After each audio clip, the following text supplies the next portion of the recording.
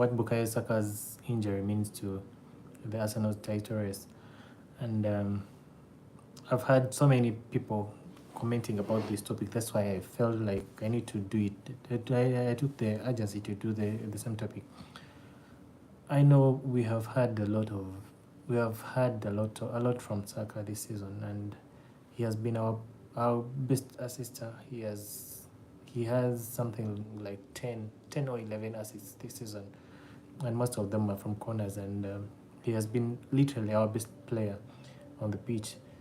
We had Odegaard out and for a couple of weeks, yeah, almost 1.5 months, yeah, and we didn't perform that great.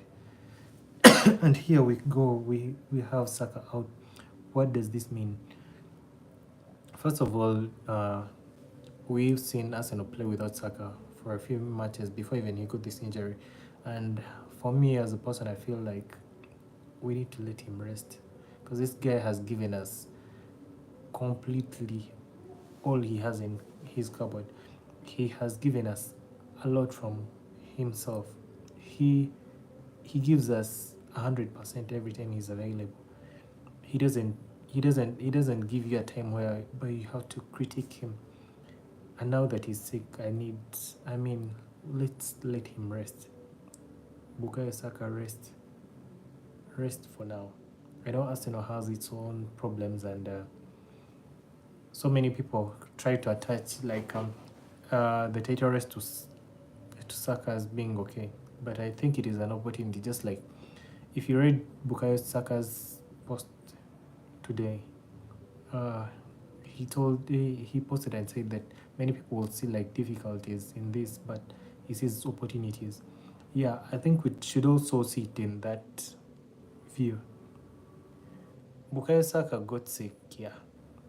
What can Arsenal do without Bukayo Saka? Every time we've seen Arsenal play without Bukayo Saka, they feel like they're scared. Now, I want it doesn't face that fear, whereby they're scared that he's not going to be around and get solutions. Because you cannot base everything on Bukayo delivering. Now, this is the time we have to ask Arteta, are you going to lose all the matches since Bukayo Saka is out? Are you not going to have another option? The good thing is that we're going into the January transfer. The January transfer, that means that we have an opportunity to buy a player that can replace Saka, who can play better than Saka. I know there are players that are playing in poor teams that could try and play better than Saka if they are given an opportunity, if they are given ways, or if they are given a way to prove. I know like in the top leagues we may fail to get that player. I know for so many people, many people are so invested in the Wolves guy. That guy, for me, I still feel like he's not the suitable candidate. I don't rate him that high. That should be someone that should come in Arsenal to play Saka's number. Raheem Sterling is also having an injury, and that's something to encourage us more to go into the January transfer market and get someone that can compete. We've seen Martinelli try to play that number, but he hasn't given it his best, because Martinelli is also, what people forget is that Martinelli is also recovering. We had Martinelli go off for an injury last season, and he tried to come back into the team, but he hasn't gotten into his best. But people criticize Martinelli because he's someone that is learning to become the better version of himself, and for now it is not working that well for him. But playing him in another role does not help. One role that I can tell you that Martinelli may try playing is maybe the striker's position, apart from the position that he normally plays. But playing him in Saka's number, you're putting him out to be criticized for nothing. And I feel like we should go and buy someone that can really give us an option, even when Saka is around. When that guy is playing, you realize that Saka gets tired and he starts walking, because he knows he's not going to be replaced, and there is no one on the bench that can come in and replace him well. The other thing is that we've seen Saka play this season, and he looked to be in need of a rest. His legs, okay, Saka normally brings out the real Saka when he's playing Tottenham because he knows that he wants to give out something. But even when he played Tottenham, Saka was a little bit. You would see that his legs were tired. He needed some rest. This is a guy that has played more than 100 games right now, and he's not. He's barely 20. He's barely 24. This is a guy we are over relying on. Saka is just a kid. That's what I can say. Give him a rest. Let him rest. Let him go through the healing process. Give him time. Let him be like Odegaard. You see, one thing I liked about Ateta in Odegaard's condition, Odegaard showed some signs of improving, and Ateta kept him on the bench. He wanted him to heal. That's what I want for Saka. Hope he doesn't turn out to be like Emil Smith Rowe. When Emil Smith Rowe got an injury, that gave him a gave him a big blow, and it didn't return for us. I know we have race on loan. We have so many people that could wish were around, like this guy that went to that went to Porto. He would also have gotten a chance to play, but now this is the period where we need someone on a permanent deal to come in and play Saka's role. We also need a striker. I know so many people are suggesting that the Martinelli wing needs someone to come in and try to create some competition. I say that that is okay, but what is our priority right now? Is it the strike? Do we need a striker that can score something like 14 goals till the end of the season? For me, I would go for a striker, not someone to disrupt the other wing, because those people are trying to fight for the number. Trossard and Martinelli, though they're not giving themselves the best, but given the fact that we have a good coach that can get results out of them, get them the real hard training, and they will improve. Let Sterling join those ones. Get someone that will play this other role. And the other person that maybe I should also speak about the other person that I should also speak about is Neto.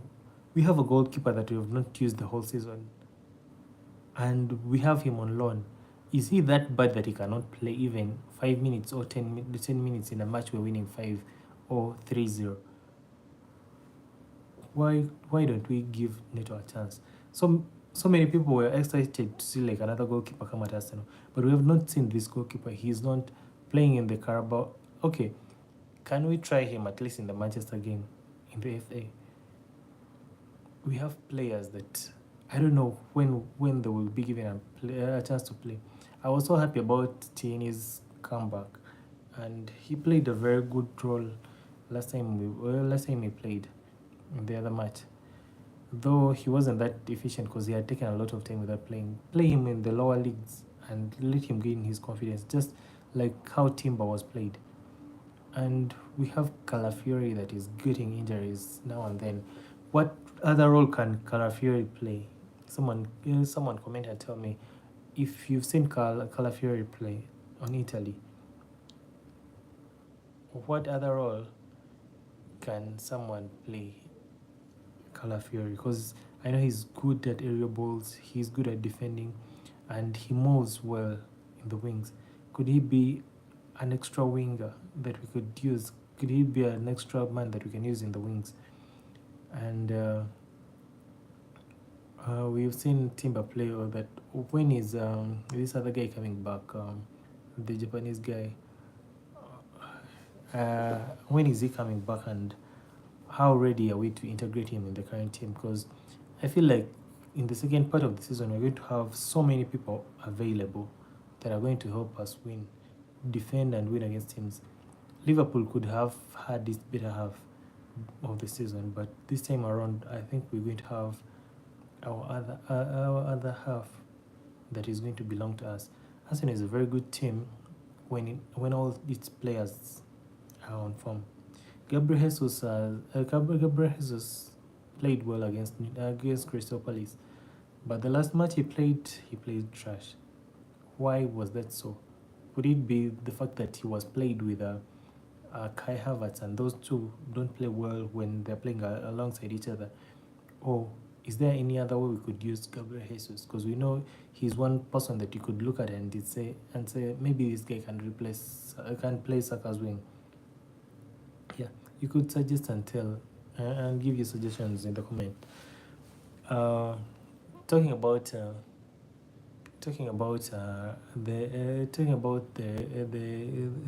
transfer market. How many players do you think Arsenal should buy? Do you still need another midfielder? Because what I know is that Arteta is more interested in in midfielders and defenders. Do you see Arteta buying a midfielder or another defender? We've seen Merino come in and he has not done that well. We saw Rice; he was rusty against Ipswich.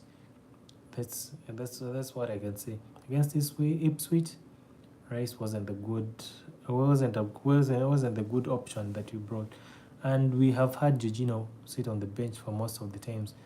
Do you see Arteta using Jorginho more in the second half? Because he's one man that could get an injury and cost us also.